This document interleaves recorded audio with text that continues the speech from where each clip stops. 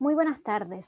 En nombre de la Universidad Técnica Federico Santa María, les damos la más cordial bienvenida a nuestra charla Ciudad, Ciencia, Resiliencia y Diseño, organizada por el Departamento de Arquitectura de nuestra Casa de Estudios, en el marco de una gran cartelera de actividades en torno a la celebración de un nuevo mes de la ciencia, la tecnología, el conocimiento y la innovación. Saludamos a quienes nos acompañan hoy, autoridades, académicos, profesores, estudiantes, funcionarios y a la comunidad externa presentes en esta transmisión.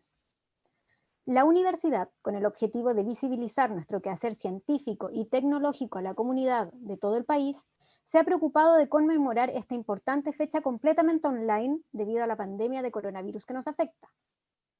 La jornada de hoy está a cargo del área de profundización de territorio y gestión del Departamento de Arquitectura, Campus Casa Central Valparaíso, que está conformada por la profesora Marcela Soto, el profesor Jorge León y por quien realizará la tarea de moderar este interesante evento, la profesora Macarena Barrientos. El área de profundización de territorio y gestión desarrolla actividades docentes de extensión e investigación en temáticas asociadas a la escala urbana y el concepto de territorio, bajo el desafío de analizar, proyectar y diseñar en este campo siempre activo y heterogéneo. Informamos que en caso de querer realizar preguntas, lo pueden hacer a través del chat de Zoom o dejar su comentario en la transmisión de Facebook Live de nuestra universidad, ya que estas serán respondidas al final de la presentación. Estimada Macarena, muy buenas tardes, por favor, adelante. Hola, muchas gracias Isabel.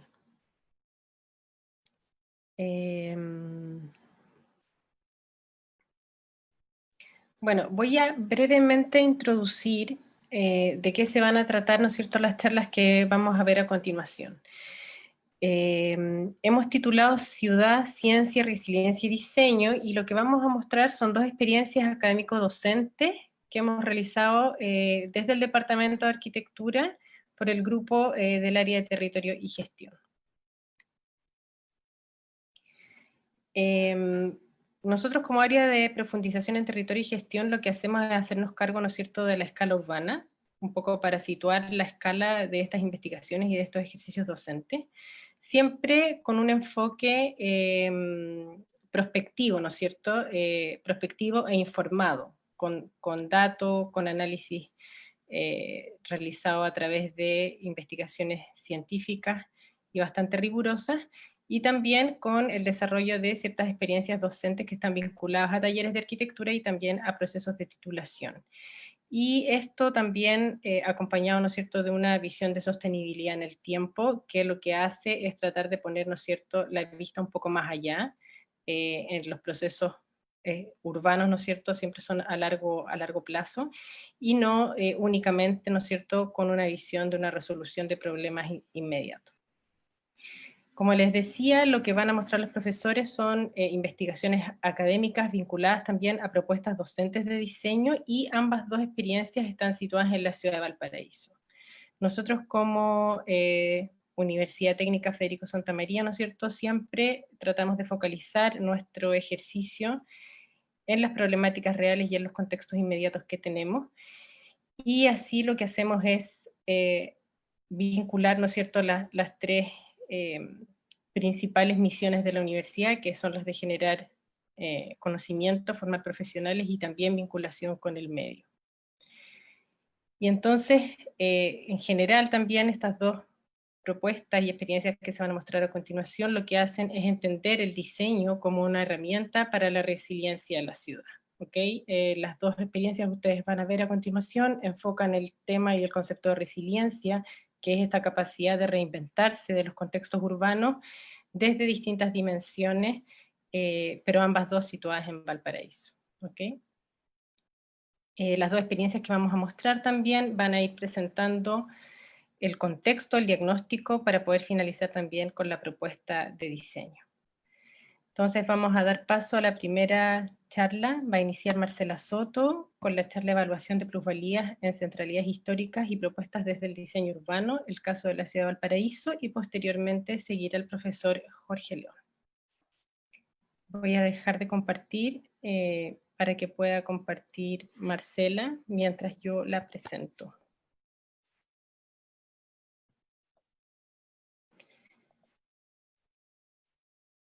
La profesora Marcela Soto es arquitecto de la Universidad de Valparaíso, máster en Arquitectura y Cultura Urbana del Politécnico de Cataluña en España y candidata a doctor de la Delft University of Technology en Holanda. Es académico del Departamento de Arquitectura de la USM, coordinadora del área de Territorio y Gestión y directora de Emprendimiento. Ha sido profesor, guía y director de investigaciones sobre crecimiento urbano, accesibilidad, movilidad urbana laboral y movilidad cotidiana universitaria, como también asesor externo del gobierno en temas de planificación urbana en varias ocasiones. Su investigación se centra en el análisis y modelación de propuestas de planificación asociadas a temáticas de movilidad cotidiana y sustentable para áreas metropolitanas. Hola, gracias. Nada, buenas tardes. Sé que es como hora de almuerzo, así que es una hora bastante complicada. Pero voy a tratar de hacerlo rápido. Tenemos 15 minutos cada uno, así que un poco lo que quería mostrarles es un proyecto que trabajamos, que es un proyecto de bien público que se trabajó con la Universidad Católica, que el propósito era poder traer inversión privada o público-privada a las áreas centrales de Valparaíso, sobre todo las áreas planas de ciudad. La investigación desde el lado, desde la Universidad Santa María, se centró específicamente en metodologías para evaluación de plusvalías urbanas en centralidades históricas, que es completamente distinto a las metodologías de plusvalías urbanas en otros sectores de ciudad, sobre todo por la condición de Valparaíso. Ese trabajo se desarrolló junto a una exalumna nuestra, que es la arquitecta Ana Escobar, y mi persona. Lo claro de estos procesos es como un proceso urbano, porque la centralidad histórica podría ser un tema difícil con respecto a plusvalías urbanas, o por qué Valparaíso el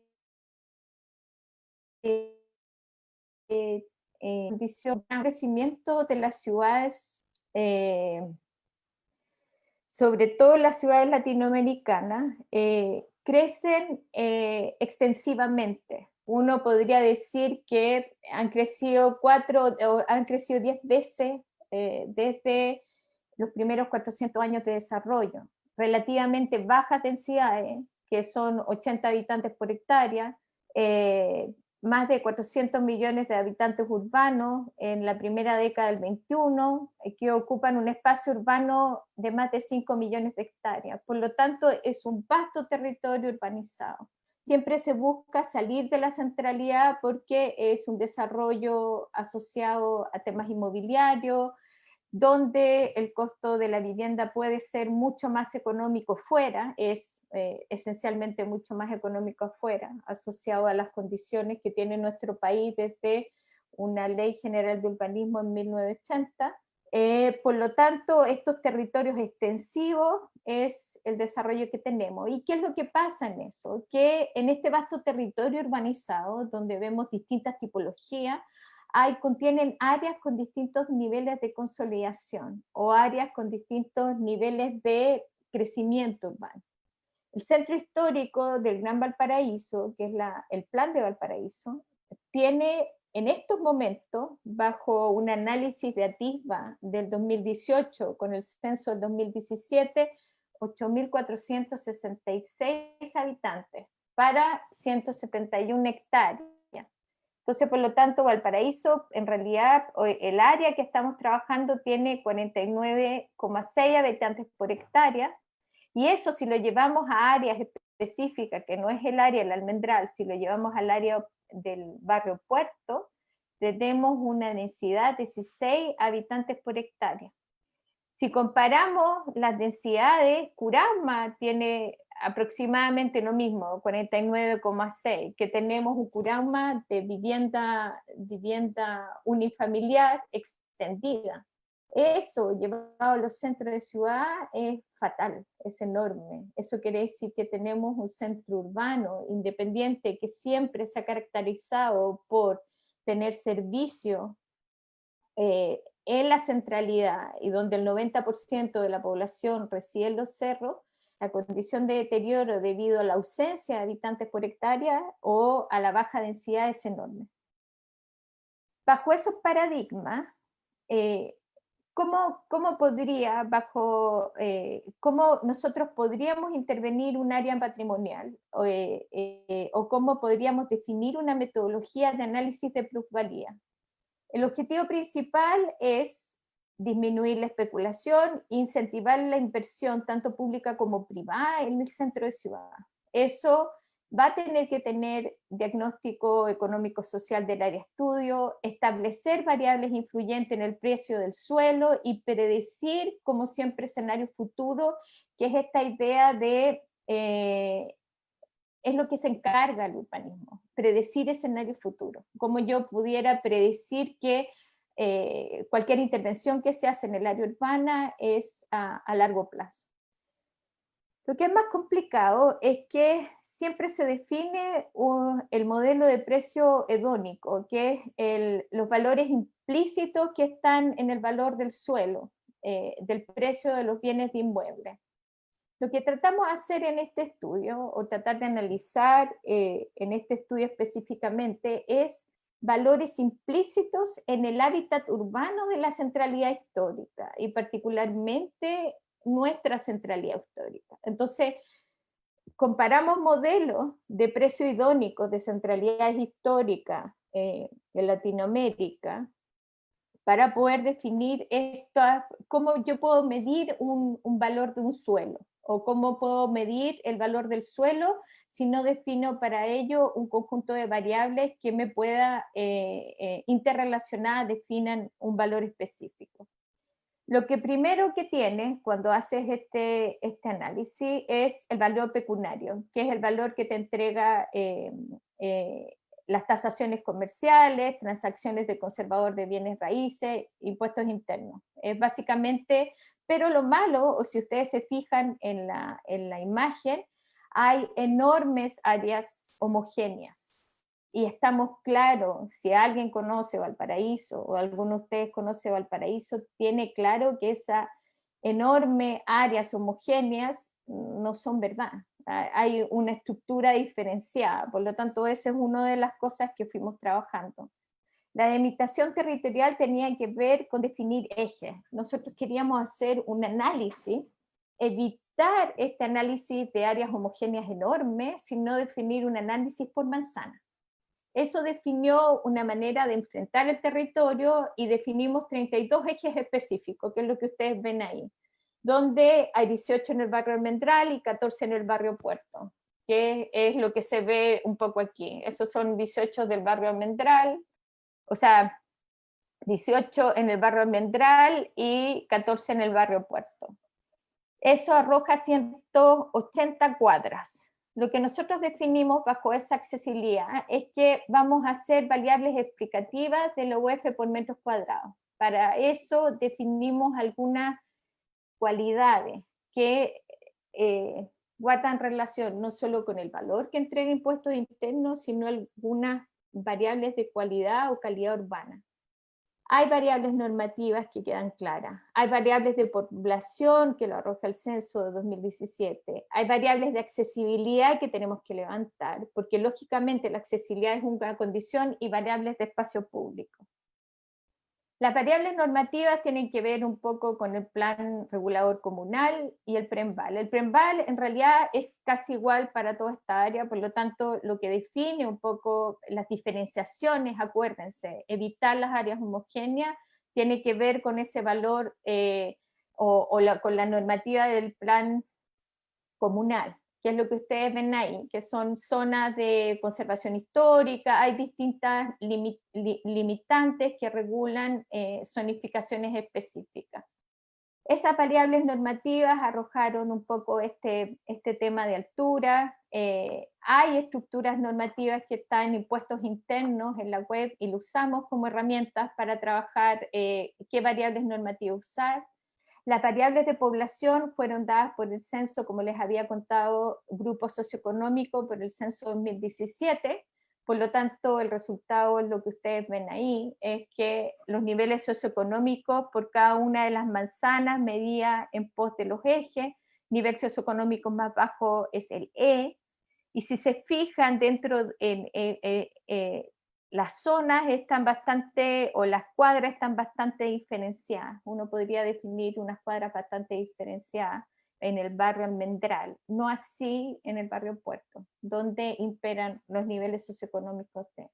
Cuando uno habla de espacio público, quisimos abordar 4 variables en corto tiempo. Unas variables morfológicas que tienen que ver un poco con el espacio urbano que existe en la calle, que las definiciones del mobiliario urbano eran importantes, las dimensiones de la vereda eran importantes, el perfil urbano era una construcción de morfología de espacio público. La dimensión funcional tiene que ver específicamente con, en cuanto a la accesibilidad funcional, que es soporte físico, estado de calles, estado de veredas, intensidad de uso, por ejemplo, vehículos, no sé, si hay una intensidad de uso, por lo tanto, la calle sufre en su condición funcional. Dimensión medioambiental, que tiene que ver un poco con la calidad físico-naturales de ese espacio público. Eso quiere decir con aire, suelo y sonoro, y todos son variables bastante cualitativas, o son bastante cualitativas. Y calidad del paisaje, o la estructuración de calidades visuales del paisaje, o estructuración verde. Y la dimensión social del espacio público, que tiene que ver con el estado del espacio público. La dimensión social tiene que ver con el cuidado que la comunidad hace sobre esa calle. Cuán deteriorado el espacio público es un poco, y define también un usuario en cuanto a rango etario y su actividad. Lo que ustedes ven ahí es el resultado final de este análisis.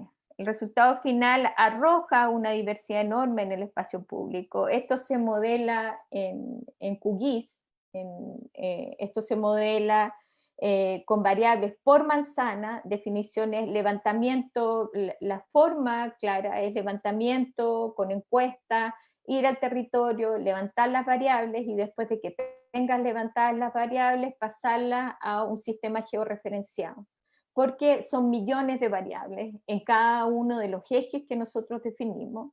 Por lo tanto vas a tener una estructura, y ya estamos con las variables normativas, las de población, y lo que ustedes ven ahí son las variabilidades de niveles de espacio público.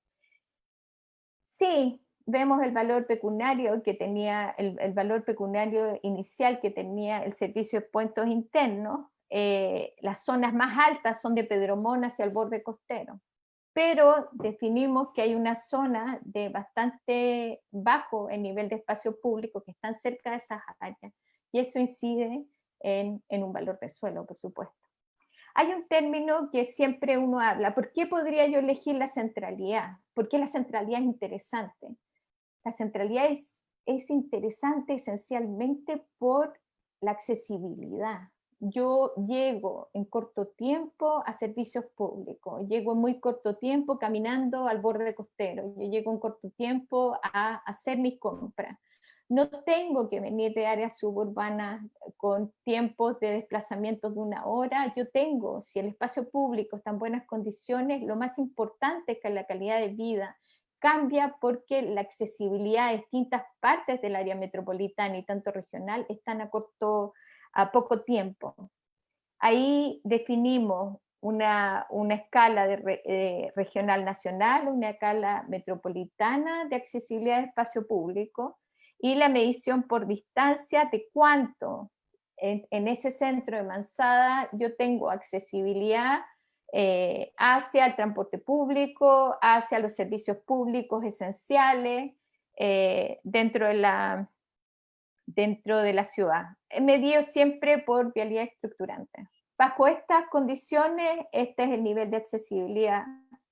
Existen muy pocos de nivel bajo de accesibilidad, muy pocos, muy pocos. Fuertemente son altos, la mayoría de ellos son niveles altos de accesibilidad, tanto en el Almendral como en la Matriz, o en el barrio de la Matriz. Para cerrar un poco, quería mostrarles que este proyecto, que un poco define metodología, lo más importante es que cambiamos de una condición importante, definir que hay áreas homogéneas, a particularidades por manzana. Si uno hace la superposición del análisis que nosotros hicimos por manzana con el valor pecuniario, no puedes tener la vinculación entre uno y otro, porque las áreas homogéneas son enormes y el valor pecuniario está por manzana. Por lo tanto, por eso, más que arrojar una rentabilidad o una plusvalía urbana por predio, lo que nosotros hicimos es definir una metodología donde en estos momentos está en la página web en Valparaíso de nuestro proyecto, y para los inversionistas puedan mirar todas estas variables que están influyendo en el valor del suelo de su vivienda. Eso se lleva a propuestas urbanas, lo hacemos en el taller. Les voy a mostrar rápidamente dos proyectos específicos trabajados en el barrio Almendral, trabajados con problemas esencialmente de deterioro urbano, y la propuesta que hace uno de los alumnos es un modelo para definir una estructura de inversión público-privada en 3 distintos programas y con 3 metodologías dentro del barrio La Almendral. Uno es un espacio de extensión que tiene que ver con gimnasios. Cada uno de ellos siempre tiene vivienda como una condición esencial, porque vivienda es lo que falta en el plan. Se define como una variable impuesta casi, pero el alumno busca qué otras condiciones de servicio están asociadas a las viviendas. Entonces uno es distensión, que implica estructura de distensión tanto física como espacios culturales, espacio intergeneracional que define viviendas para adultos mayores, y una academia musical que define distensión en otras áreas de ciudad. Trabajan la información, hacen proyecciones, definen la estructura de espacio público y hacen una estructura de trabajo por manzana. La mayoría de las propuestas que hace el alumno define un interior verde, define espacios públicos o espacios semipúblicos que contienen diversidad y que pueden subir la condición de plusvalías urbanas. Se coloca uno en la Avenida Argentina, entre Rancagua y Victoria, que es el espacio que ustedes ven, es ese que está ahí. Al lado de Van Buren se define otro espacio que tiene que ver con este espacio intergeneracional. Vuelve a aparecer la noción de espacio de semi-público interiormente. Tiene vivienda para adultos mayores que disfrutan de este espacio, pero además tiene estructuras de servicio en los primeros pisos que son servicios comerciales. Y después tiene al final una academia musical que define 4 predios distintos, que es lo que ustedes ven aquí, donde define vivienda, la academia, como siempre vivienda y vivienda estudiante, esencialmente. Eso, creo que el ser resiliente es colocar el tema de que es posible aprender de la estructura de deterioro que ha tenido Valparaíso y volver a plantear mejoras, no solo en el ámbito de docencia, sino también en propuestas específicas de diseño urbano. Gracias. Muchas gracias, Marcela. Como decía al inicio Isabel, vamos a dejar las preguntas para que las vayan anotando en el chat y las hacemos al cierre. Si quieres, Jorge, ahora puedes compartir pantalla. El nombre de la presentación de Jorge León se titula Vulnerabilidad por tsunami en Valparaíso, una respuesta desde el diseño urbano y la arquitectura. El profesor Jorge León es arquitecto de la Universidad Técnica Federico Santa María, doctor en planificación urbana por la Universidad de Melbourne, Australia, e investigador del Centro de Investigación para la Gestión Integrada del Riesgo de Desastres, GIDEN. Su investigación se enfoca en el análisis, modelación y diseño de la morfología urbana como soporte a las acciones de respuesta de la población frente a amenazas naturales de rápido desarrollo, tales como terremotos, tsunamis e incendios forestales. Bienvenido, Jorge, puedes comenzar. Gracias, Macarena. ¿Se ve la pantalla? Sí, todavía se ve un poco pixelada, pero ya está, ahí está, ahí Ahora, cargó. ahí está, ahí ya. Ya, muchas gracias. Bueno, gracias por la invitación. Maca ya dijo que esta presentación se llama Vulnerabilidad por Tsunami en Valparaíso. Vamos a hablar un poco de cómo esta amenaza se puede abordar desde el punto de vista del diseño urbano y la arquitectura con el fin último de generar resiliencia, pero lo vamos a hablar específicamente a través de proyectos que los mismos estudiantes han generado bajo nuestra guía. Primero me gustaría ir quizá a lo más básico, que es tratar de definir conceptos que muchas veces se confunden, creo yo, en los argumentos, en el discurso, que es entender bien la diferencia entre el riesgo, la amenaza y la vulnerabilidad. Hay mucho consenso en esto ya en la literatura, en los investigadores, por lo menos yo diría hace un par de décadas, por eso siempre es bueno repasar estos conceptos. El riesgo lo podemos entender de manera muy simple con esta pseudoecuación conceptual que mezcla en el fondo dos grandes como componentes, la amenaza y la vulnerabilidad.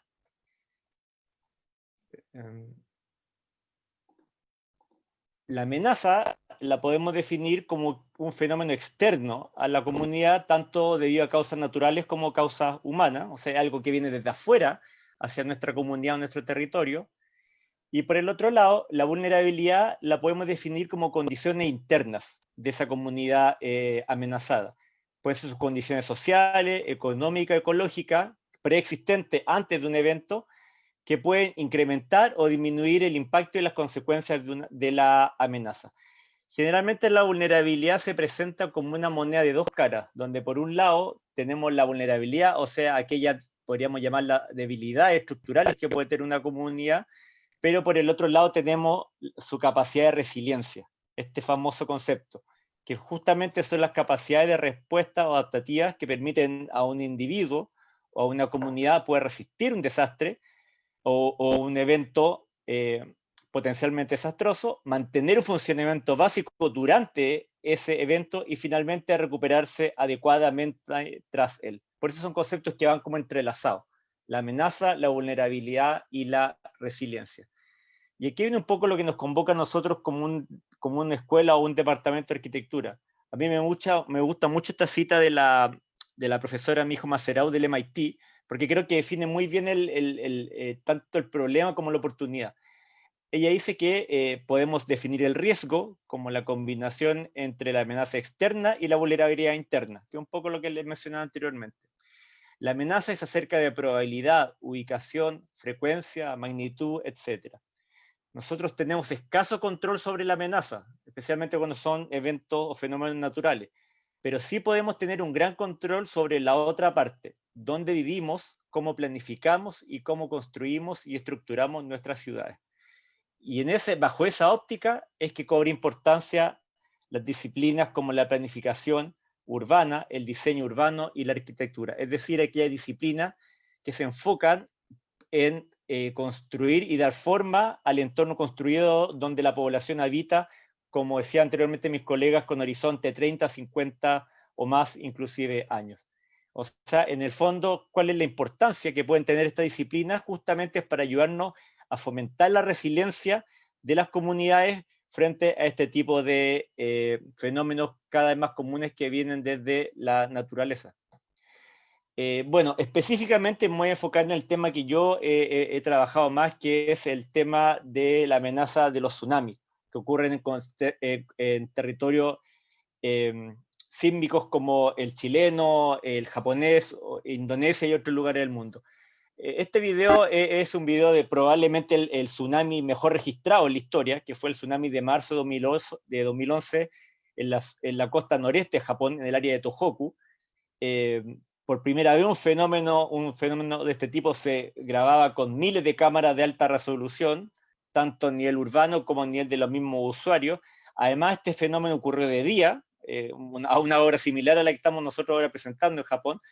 Por lo tanto, además se pudo grabar con luz natural, cosa que nosotros no pudimos hacer, por ejemplo, en el año 2010.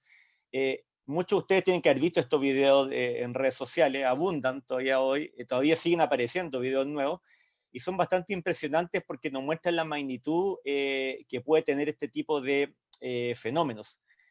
y la capacidad destructiva que puede tener, inclusive en un territorio que está muy bien preparado para el escenario sísmico, como el japonés, al igual que nosotros. O sea, las fallas estructurales de edificios en esta zona fueron muy pocas, pero sin embargo, ese mismo contexto estaba muy mal preparado para el embate de este fenómeno, como pueden ver, y cómo en el fondo eso repercutió directamente en la tasa de supervivencia de las personas. La inmensa mayoría de los 20 y tantos mil muertos que ocurrieron en Japón durante este evento fueron debido al evento de tsunami y no debido al terremoto que lo afectó previamente. Es una imagen bastante impactante, pero siempre es bueno recordarla porque nos muestran un potencial escenario que perfectamente podría repetirse en un territorio como el chileno, que está también expuesto a fallas sísmicas, al igual que Japón. Generalmente en la dimensión de la construcción del entorno urbano, hay como, en esas dimensiones hay como 3 grandes capas que normalmente se nombran para poder mitigar el impacto de los tsunamis en las comunidades. La primera capa, la quiero mostrar con la imagen que ven ustedes arriba a la izquierda, es lo que se llama las defensas estructurales, o defensas basadas un poco en la ingeniería. Esa foto la saqué en Japón en el año 2015 para que vean el tipo de defensas costeras que se han ido consolidando en muchos pueblos de esta área durante la reconstrucción de muchos de estos pueblos que fueron afectados. Ahí está el profesor Taro Arikawa para que vean un poco la escala de esa infraestructura. Esas infraestructuras son bastante impracticables, me parece a mí, en el contexto chileno, no solo por el tema de los recursos técnicos y monetarios que son necesarios para poder implementarlas, sino que además por factores culturales. O sea, yo no sé si ustedes se imaginan mucho el borde de Valparaíso, el borde de Viña del Mar protegido con ese tipo de estructuras. Son bastante poco probables que acá se puedan aplicar. En Japón se han aplicado intensivamente, pero aún así han sido sujeto de discusión, sobre todo después de lo que pasó después del año 2011, donde muchas de estas estructuras fallaron o fueron sobrepasadas por los tsunamis. A la derecha, arriba a la derecha, ustedes pueden ver una imagen captada en el pueblo de Dichato, en la 8ª región, con media hora de Concepción, que fue uno de los lugares más afectados por el evento del 27F del año 2010. Son reconstrucciones que se llevaron a cabo por parte del gobierno de vivienda de pescadores, y es un poco una forma de implementar soluciones arquitectónicas para poder lidiar de mejor manera cuando esta amenaza se repita. Que en este caso la solución fue bastante simple, fue plantear viviendas elevadas sobre la cota esperada de inundación, de forma tal que la vivienda, en caso de un evento que es similar al que ocurrió el año 2010, pueda en el fondo mantener su funcionamiento y no se destruya. Ahora, esto también tiene una serie de problemáticas culturales, como ustedes se podrán imaginar. Cuando yo visité esto se habían entregado hace poco tiempo, cuando yo saqué esta foto. Ahora estas casas están todas ocupadas en sus primeros pisos, la gente las cerró y básicamente amplió los metros cuadrados de su vivienda. Hay un tema cultural también que hay que debatir, porque tiene que ver cómo se concilian o se negocia las necesidades del día a día de las personas con la resiliencia o la protección frente a un fenómeno que eventualmente no sabemos en cuánto tiempo más se puede volver a repetir. Y finalmente, las últimas fotos de abajo a la derecha muestran la tercera gran estrategia que se aplica en los contextos urbanos, que tiene que ver con preparar a la población, entrenarla para saber cómo responder, básicamente utilizando protocolos de evacuación. Y esos protocolos de evacuación se ensayan a través de simulacros de evacuación, en los cuales se intenta, en el fondo, no solo mantener alerta a las personas con respecto a esta amenaza que puede ocurrir, sino que además tratar de enseñarles cómo habría que responder en el caso que esta situación se diera en un contexto como el nuestro. Bueno, nosotros, mi idea de mitigación, hemos intentado abordarla justamente desde el punto de vista del diseño tanto urbano como el diseño arquitectónico. O sea, entender cómo estas medidas de mitigación se pueden conciliar o enmarcar dentro de una propuesta de mejora sistemática de las condiciones urbanas o arquitectónicas del territorio. En el fondo, tratar de, obviamente, no plantear un modelo como el japonés que mostré anteriormente, de defenderse estructuralmente y perjudicar un poco la calidad de vida de la ciudad, sino que tratar de conciliar la respuesta a la amenaza con la vida diaria de las personas y tratar de, en el fondo, mejorar esa vida diaria a través de la herramienta de respuesta. Y para eso, básicamente, nos hemos enfocado en estrategias que permitan impulsar o mejorar la evacuación como la respuesta más viable en un contexto como el nuestro. Esto lo hemos trabajado ya hace varios años, aquí solamente hay dos ejemplos. El ejemplo a la izquierda son dos alumnos de título, es de la alumna Paulina Bugueño, que lo que ella hacía era proponer un sistema de varios puntos de evacuación vertical en la población Vergara de Viña del Mar, o sea, al norte del estero Marga Marga, para poder, que es un área muy expuesta a tsunami y muy difícil de evacuar, además, como muestran todos los análisis, donde en el fondo ella plantea un sistema de edificios que permitirían ocupar ese lugar como un lugar de evacuación vertical, un sistema de evacuación vertical. En la imagen de la derecha es un proyecto del alumno Luis Felipe Quiñones, donde además una torre de evacuación vertical ubicada en el sector de la Roca Oceánica en Concón, además era un museo, pero además plantea un sistema de accesibilidad universal para poder acercarse a las dunas como territorio seguro. Pero esto fueron ejercicios preliminares. Les voy a mostrar lo que yo creo que son los mejores logrados. Pero primero hablemos un poco del escenario de tsunami de Valparaíso. En el video a la izquierda, ustedes pueden ver las modelaciones que hemos podido hacer en CIGIEN, donde muestran la posible área de inundación en el plan de Valparaíso frente a un evento similar al del año 1730, que fue un evento de magnitud que se estima, magnitud fue alrededor de 9.3, y el tsunami que ese evento puede haber generado y cómo podría inundar en la actualidad. Como ven en el video de la izquierda, se genera una inundación importante, sobre todo en el sector del Almendral, que alcanza fácilmente hasta la zona de Pedro Montt, Congreso Nacional, Parque Italia, hasta ese sector más o menos, y el centro un poco más tradicional o más antiguo de la ciudad hacia el poniente. En el video de la derecha, ese mismo escenario de evacuación está superpuesto con un modelo de evacuación de personal, que son los puntos rojos, un modelo de agente. Esos modelos a nosotros nos permiten estimar o comparar los tiempos de evacuación con respecto a los tiempos de llegada del tsunami. Como ven en el reloj que está corriendo arriba a la izquierda de ese video, ustedes pueden ver que el tsunami debería llegar en este escenario sísmico en menos de 15 minutos, lo cual no dejaría el tiempo total para que la población pueda ser evacuada expeditamente. Y hay un sector en particular que es muy complejo de evacuar, que es el sector del antiguo Muelle Barón, donde ahora se está justamente ejecutando el proyecto de Parque Urbano Barón. Ese sector tiene que salir hacia la zona segura ubicada en el Cerro Barón. Esa salida es muy tortuosa y por lo tanto hace que los puntos de evacuación sean muy largos. Y sabemos, y los modelos así nos muestran, que esas zonas van a ser muy, muy difíciles de evacuar en caso que se produzca un evento de este tipo. Bueno, en octubre del año 2018 se llamó un concurso público de ideas, que se llamó Concurso Paseo del Mar, justamente para intervenir este territorio y generar un nuevo espacio público, una vez que se había caído el proyecto de ahí que había de un mall. El Ministerio de Vivienda y Urbanismo llamó a este concurso para poder generar un área pública que fuera entregada a toda la ciudad. Nosotros participamos en ese concurso con un grupo de 4 estudiantes de título. Hicimos una propuesta, a mi juicio, de muy buena calidad, aun cuando no haya obtenido ningún tipo de premio, que además se circunscribió a la regla del concurso, cosa que el proyecto ganador no lo hizo y por lo tanto fue objetado por Contraloría.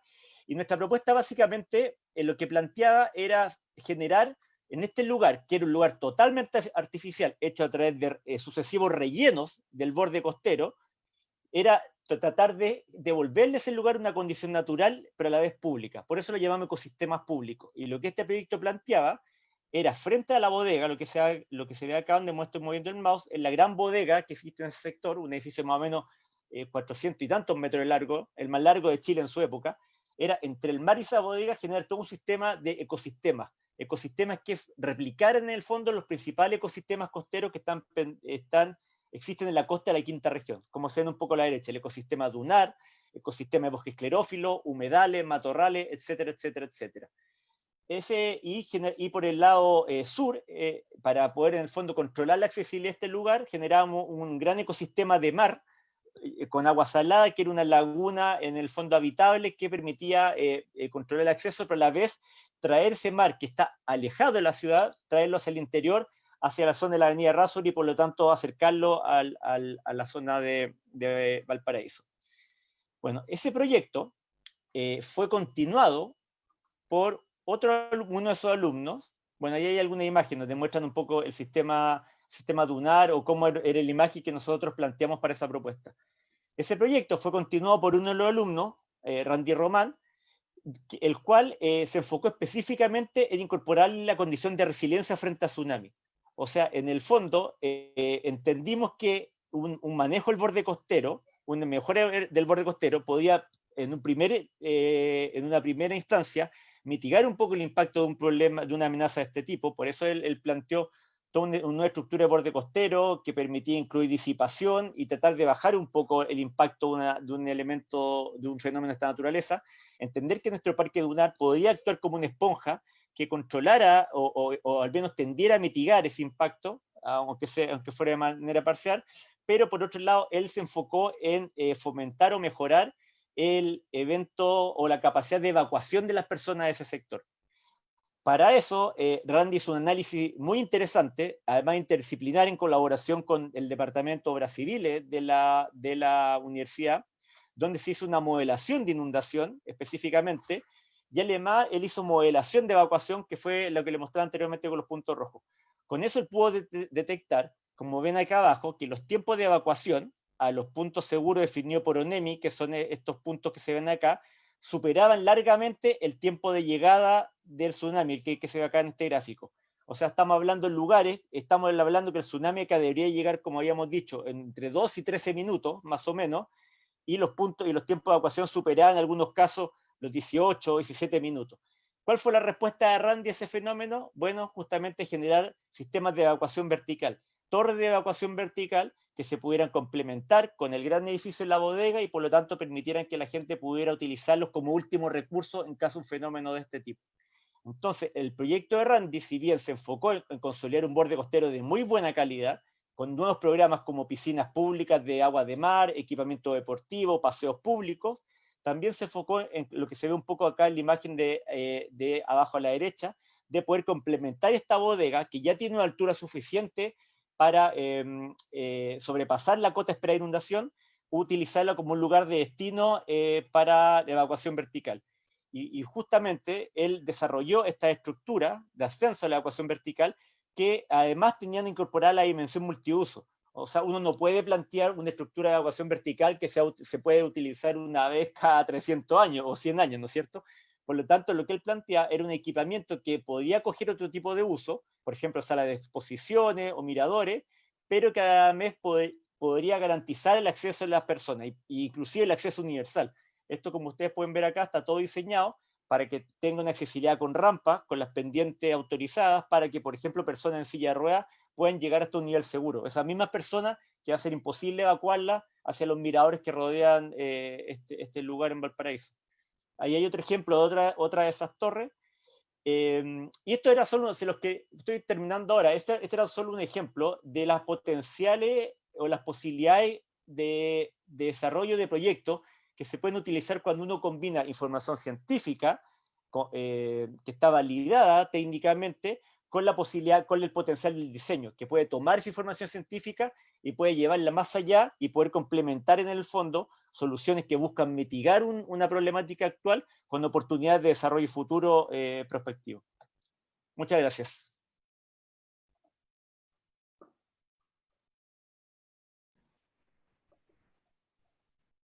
Bien, muchas gracias a ambos. Isabel está con las preguntas, no sé si hay preguntas o puedo avanzar con las que están aquí en el chat.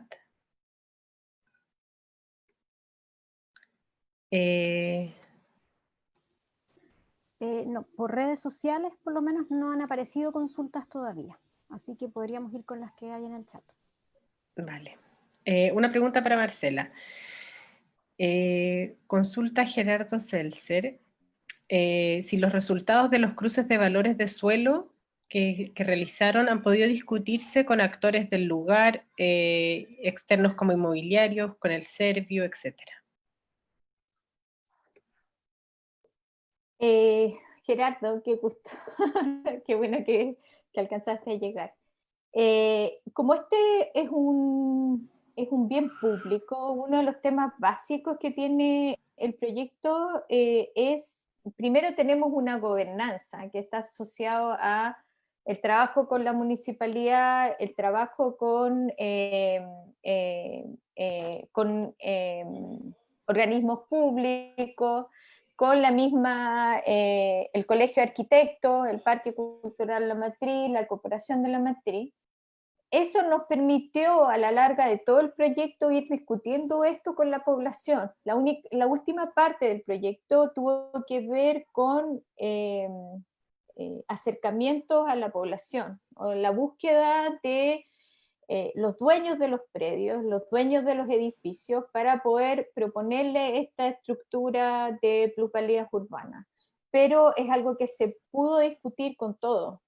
Lamentablemente yo diría que el proyecto estaba ya, si quieres puedes buscar, se llama, el proyecto es Invierte valparaíso.cl, ahí está toda la información un poco subida, y algunos pensamientos al respecto guardan relación con que el proyecto se terminó en el 2000, a principios del 2019, y en el 2019 queríamos levantar toda esta, empezamos a trabajar con los grupos presentes en la población, y vino los incidentes de octubre. Por lo tanto, hoy en día es una información que, si bien tiene actualización con respecto a accesibilidad, han cambiado los temas de uso comercial, han cambiado los temas de deterioro urbano, o sea que hubo quema de edificios completos, entonces hay un cambio estructural, diría yo, con respecto a el proyecto que nosotros teníamos y el proyecto que hay que abordar ahora para el 2020. Hay un cambio estructural. Ejemplo, justo con Jorge levantamos un proyecto en calle Condel para poder trabajar junto a los alumnos un poco las condiciones urbanas que quedaron después del 2019. Entonces, eso. Pero es algo que se conversó. Hay mucho trabajo de gobernanza detrás. Hay mucho trabajo de inversión que quería hacer el MIMBU también, dentro de regeneración urbana, y son proyectos que de alguna manera han quedado un poco paralizados. Pero ojalá podamos retomarlo, ojalá sea una estructura que se pueda retomar. Eso queremos hacer en inviertevalparaíso.cl.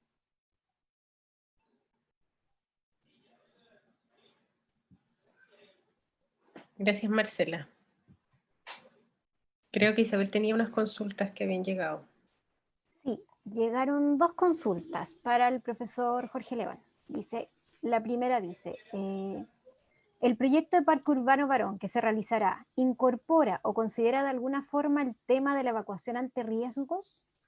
Si no es así, ¿por qué cree usted que ocurre esto? La norma no es clara al respecto, y en esa misma línea nos preguntan, dicen que es realmente interesante conocer las modelaciones de inundaciones y proyectos de respuesta a las condicionantes, y consultan si son de 5º año. Gracias por las consultas. La primera, si ustedes buscan en la prensa, ese proyecto ha sido denominado, el proyecto, no el que mostré yo, sino que el que efectivamente se está ejecutando en ese lugar ahora. Ese proyecto se está construyendo y creo que tiene fecha de entrega para el próximo año. Ha sido denominado como un proyecto, un parque anti-tsunami. A mí me parece que esa denominación es errónea. Uno lo puede abordar de un punto de vista positivo. ¿Cuál es el punto de vista positivo? Que es mejor tener un parque ahí que tener un mall como era originalmente, en el sentido que, como mostré con el modelo de amenaza y vulnerabilidad, obviamente colocar a miles de personas ahí lo hace más vulnerable. Entonces, desocupar ese territorio, entre comillas, para solamente un uso esporádico como el parque, me parece que es una solución que baja la vulnerabilidad. Ahora, del punto de vista de tener una capacidad de reducir el impacto de un tsunami, claramente no lo tiene. O sea, todos los estudios, en Japón se hicieron grandes estudios, una vez después del fenómeno. Tengo colegas que han analizado miles de edificios, y toda la evidencia muestra que un parque, para poder generar una mitigación del impacto del tsunami, tiene que tener por lo menos un espesor de 300, 400 metros, y además tiene que estar plantado con cierto tipo de árboles que son capaces de resistir el impacto de agua. O sea, es todo un diseño, es toda una infraestructura de protección que tiene que planificarse y diseñarse, que en este lugar no existe. Además, creo que el problema, otra situación que este parque no resuelve, es que no incorpora el tema de la evacuación vertical. Pero ahí tampoco se puede ser 100% crítico, porque la evacuación vertical, si bien nosotros la venimos trabajando en aspectos de diseño hace varios años ya, no está sancionada en la legislación chilena de emergencia. No existe dentro de los planes, no existe como tal en nuestra normativa, y por lo tanto no se puede incorporar oficialmente ni tampoco requerir un proyecto de manera explícita.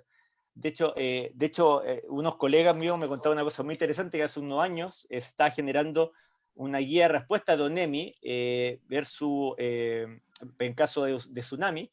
Y justamente una de lo que decía la guía era que la evacuación vertical se puede considerar como segunda alternativa en caso de que la evacuación vertical sea completamente improbable o inaplicable, algo así.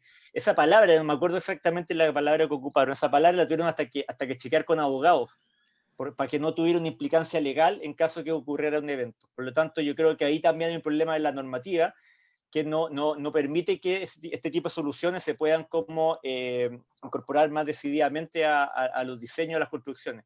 Pero claro, me parece a mi juicio que este parque, por las dos razones que acabo de dar, no recoge criterios de protección anti-tsunami. Y la segunda pregunta, claro, me estaba comentando, Gerardo, creo que también, es que, Randy, un alumno de título, esa modelación e inundación, él se capacitó específicamente con gente del Departamento de Ingeniería Civil.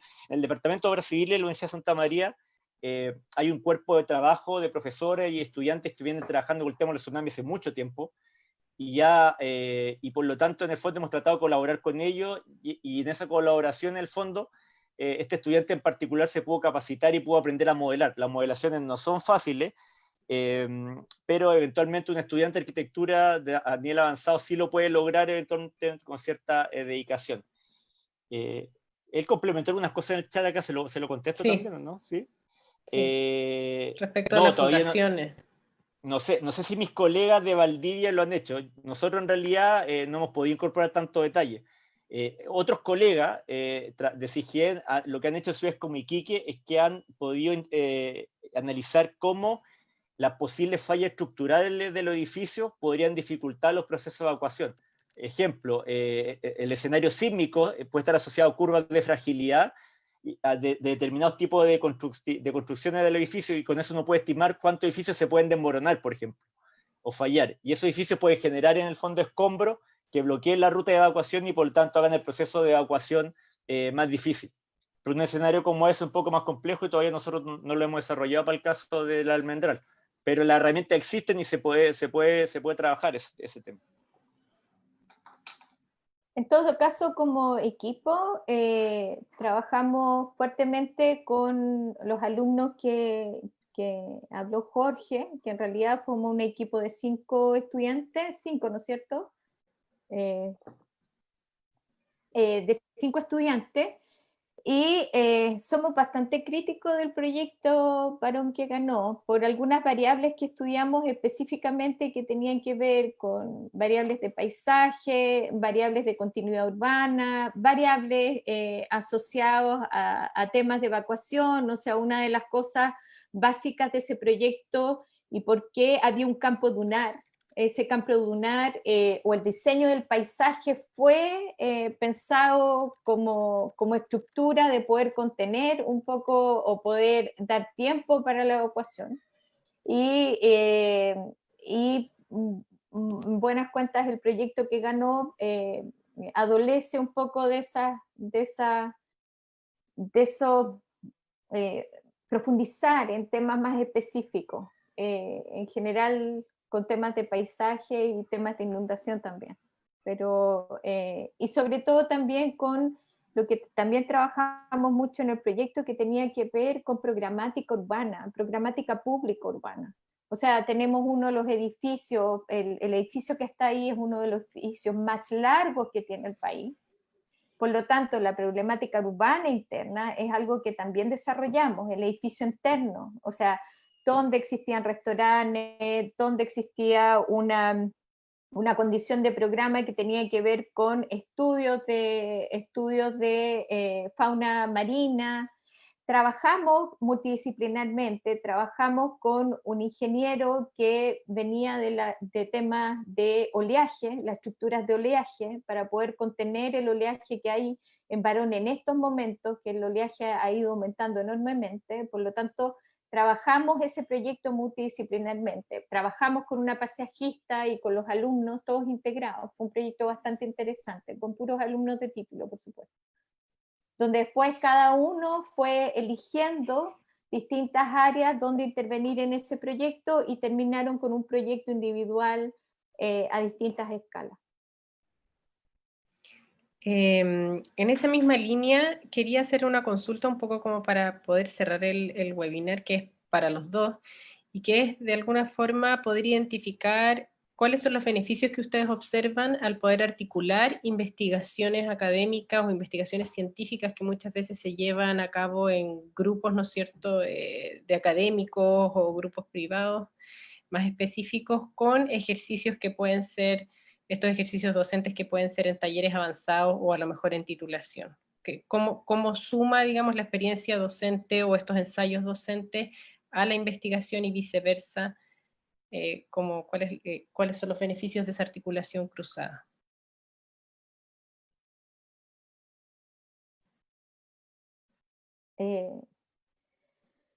Parece que Jorge me quiere dar la palabra.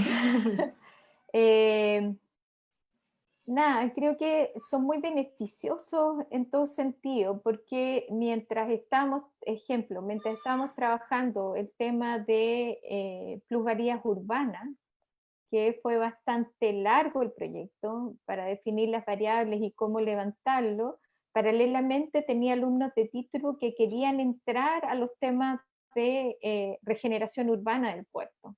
El contar con la información adecuada, definir las variables que son consistentes para regeneración urbana, definir una estrategia de gestión sobre el territorio, que no es solo idear un programa que tenga que ver con un programa tentativo futuro, sino cómo ese proyecto se puede hacer realidad. Creo que es una de las condiciones que tiene el estudio de la Universidad Federico Santa María y es una de las potencialidades que tenemos como área de profundización de territorio y gestión, que en buenas cuentas tratamos de vincular la condición de gestión a cada uno de los proyectos, tanto sobre todo en título, pero fuertemente guiándolos desde los proyectos de cuarto y quinto. Por lo tanto, la relación entre investigación, asesoría y docencia creo que es virtuoso, porque esa relación virtuosa hace hace acercar a los alumnos con el medio en el cual están. La vinculación con el medio es real. No podemos, la academia, estar separada de lo que está sucediendo. No podemos tenemos que tener respuesta. No solo aventurarnos a tener respuestas futuras, sino de verdad levantando el contexto real en el cual nos encontramos, con todas las variables posibles. Y ser prospectivo, sobre todo ser prospectivo. Sí, yo me agarraría eso último que acaba de mencionar Marcela, de la prospección. Creo justamente que la investigación, el diálogo entre investigación y docencia tiene que ser permanente. O sea, no creo mucho en la investigación aislada de la docencia, ni la docencia aislada de la investigación. Justamente porque uno está formando estudiantes para que sean prospectivos, como dijimos al principio, para que trabajen. Ellos van a ejercer su profesión durante los próximos 30, 40 años, 50 años, en un contexto donde todo está cambiando, donde lo único constante es el cambio, que suena un poco cliché, y por lo tanto la herramienta es que la ciencia da, y eso es una ventaja que tenemos nosotros como universidad. Las herramientas que la ciencia da son justamente las herramientas que le permiten a ellos poder abordar esos cambios y poder en el fondo formar una manera de pensar que les permita trabajar en ese espacio como líquido que es la contingencia actual y lo que va a seguir siendo la contingencia futura.